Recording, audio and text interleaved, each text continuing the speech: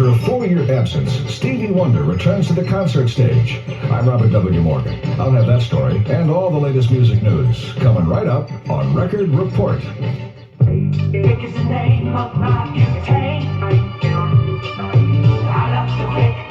It's dependable, flat, pack, it comes in all the colors of the rainbow. My son, to join us, you must give up all worldly pleasures. What about flicking your bick? Give up flicking your dick? Me? My son, we are devoted, but we are not crazy. You can count on the Vic. Hello, this is Sandra from Hollywood. You'll never guess which leading man was seen flicking his bick for a rising young starlet. Keep flicking, Johnny. Keep flicking. Of all the writers you can pick, there's only one that's called a Vic. You can count on the Vic. Of the Vic. Last week on Record Report, I told you that Elton John was ending his 2-year layoff from performing with a series of European shows. Well, another artist who's been long absent from the concert scene is also making a comeback. Stevie Wonder, who hasn't performed in concert for over 4 years, was on stage at the 17,000-seat Omni Arena in Atlanta a couple of weeks ago. It was a benefit concert to commemorate the late Dr. Martin Luther King's 50th birthday. All proceeds from the concert will be donated to the Martin Luther King Center for Social Change.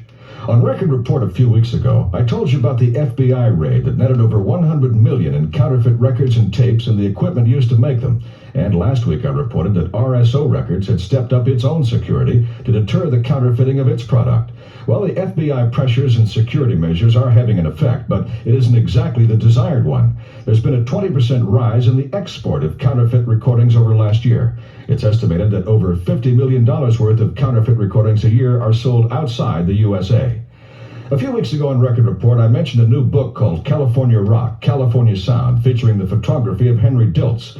The author is Anthony Fawcett, and he says the book is a 10-year history of rock music in California. The book covers the whole range of California music from 68 going right through until the summer of 78, and it's really an in-depth look at each of the artists in the book from their beginnings right up until now. Although the book chronicles 10 years of California musical history, Anthony Fawcett says the groups are all related. To me, as a writer, there was a very definite thread that started with the Buffalo Springfield in 1966 and the Byrds, and there was a style of music that evolved from those groups into Crosby, Stills and Nash and later many other artists. And besides just the groups, Fawcett's book also discusses California's singer-songwriters. The role of the singer-songwriter really evolved in California, Joni Mitchell, Jackson Browne, and it seemed time to really put that down in writing and really go in depth with each of those artists and interview them,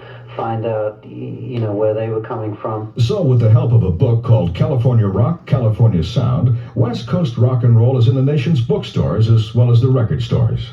I'm Robert W. Morgan, and that's Record Report.